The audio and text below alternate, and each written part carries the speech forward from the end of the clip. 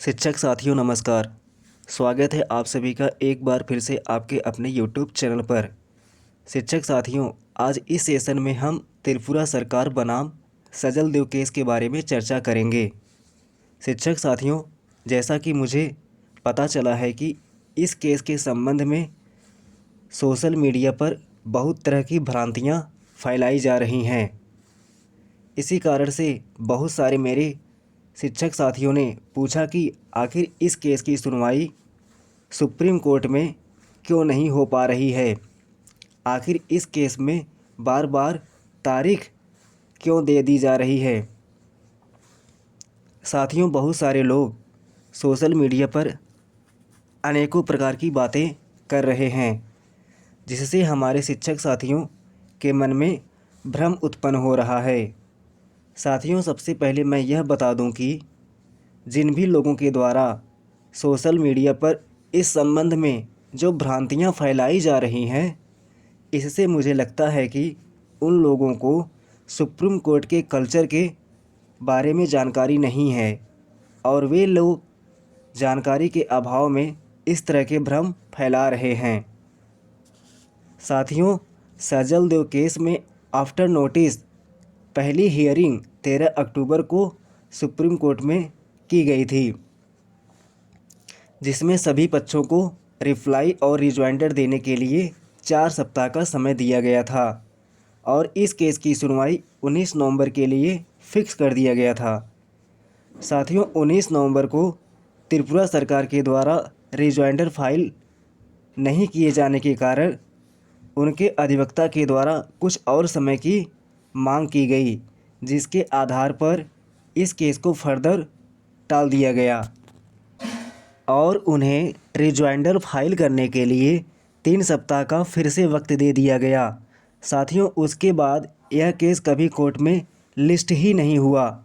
साथियों, 13 अक्टूबर की सुनवाई के दौरान और 19 नवंबर की सुनवाई के दौरान सुप्रीम कोर्ट ने अनौपचारिक रूप से कोर्ट रूम में यह इशारा दे दिया था कि इस पर सुनवाई रिव्यू पिटीशन के बाद ही किया जाए तो अच्छा रहेगा, क्योंकि साथियों उस समय तक कई रिव्यू पिटीशन 1 सितंबर 2025 के निर्णय में दाखिल किए जा चुके थे।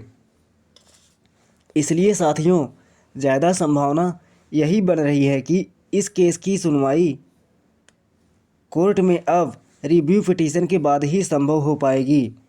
साथियों, अब प्रश्न यह उठता है कि आखिर इस केस में बार बार डेट क्यों दे दी जा रही है।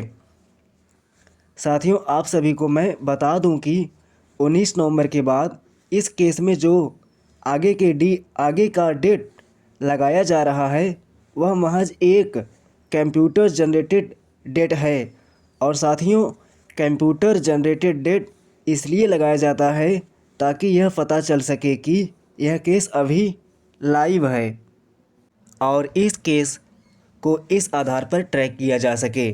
साथियों, यदि कोई केस अनडेटेड होता है तो इसका सीधा अर्थ यह होता है कि उस केस में फाइनल सुनवाई हो चुकी है, उसमें फाइनल आदेश हो चुका है और वो फाइल रिकॉर्ड रूम में जाने के लिए तैयार है, अर्थात उस फाइल को रिकॉर्ड रूम का हिस्सा बना दिया जाता है।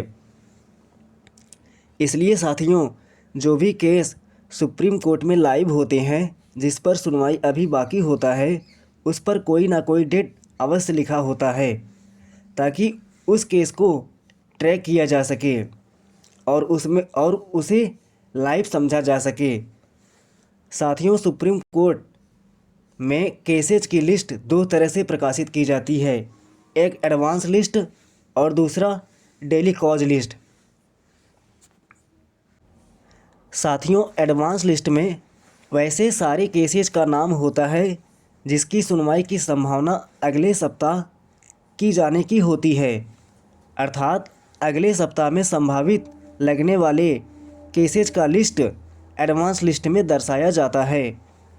और दूसरा जो डेली कॉज लिस्ट होता है वह एक दिन पहले तैयार होता है। तो साथियों, सजल देव के केस में भी 13 फरवरी को ही टेंटेटिव कंप्यूटर जनरेटेड तारीख दी गई थी, लेकिन साथियों यह केस 13 तारीख के कॉज लिस्ट की हिस्सा नहीं बन पाया और इस केस में एक दिन पहले ही ऑटोमेटिक कंप्यूटर जनरेटेड डेट 20 फरवरी को लग चुकी है। इससे लोगों में भ्रम हो जाता है कि कोर्ट में इसकी सुनवाई हुई और जज साहब ने इसे आगे 20 तारीख के लिए बढ़ा दिया। जबकि साथियों, सच्चाई यह है कि यह कंप्यूटर अपने आप जनरेट करता है और इस डेट को अपने आप बढ़ाता है। इसलिए सभी शिक्षक साथियों से मेरा अनुरोध है कि इस तरह के किसी भ्रम में आप सभी ना पड़ें। बहुत सारे लोग अपने अपने कारण देकर इस संबंध में वीडियो बना रहे हैं और आप लोगों के बीच एक भ्रम की स्थिति पैदा कर रहे हैं। साथियों, इस केस में कोर्ट में अभी कोई सुनवाई नहीं हो रही है और ना ही कोर्ट में इसकी सुनवाई के लिए कोई निश्चित तारीख मुकर्रर की गई है।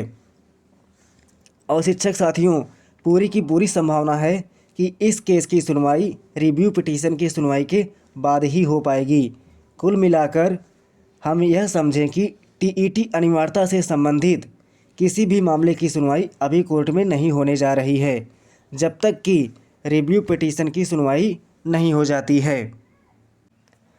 इसलिए साथियों, सजल देव का ही केस नहीं बल्कि बहुत सारे पिटीशन जो टीईटी से संबंधित हैं उन पर सुनवाई नहीं हो पा रही है, क्योंकि कोर्ट का इशारा बहुत पहले से ही जाहिर हो चुका था कि सबसे पहले अब रिव्यू पिटीशन की ही सुनवाई होगी, उसके बाद ही टीईटी अनिवार्यता से संबंधित किसी पिटीशन पर सुनवाई संभव हो पाएगी।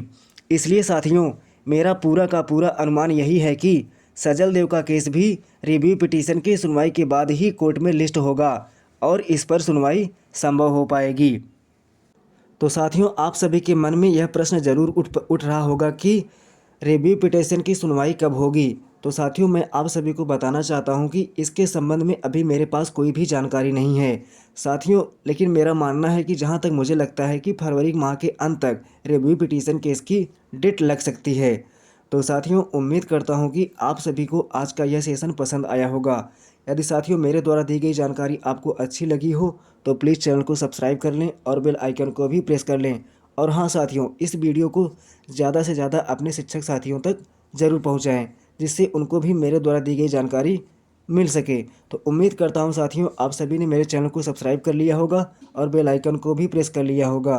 तो साथियों, आज के वीडियो में बस इतना ही। मिलते हैं एक नेक्स्ट वीडियो में एक नई जानकारी के साथ।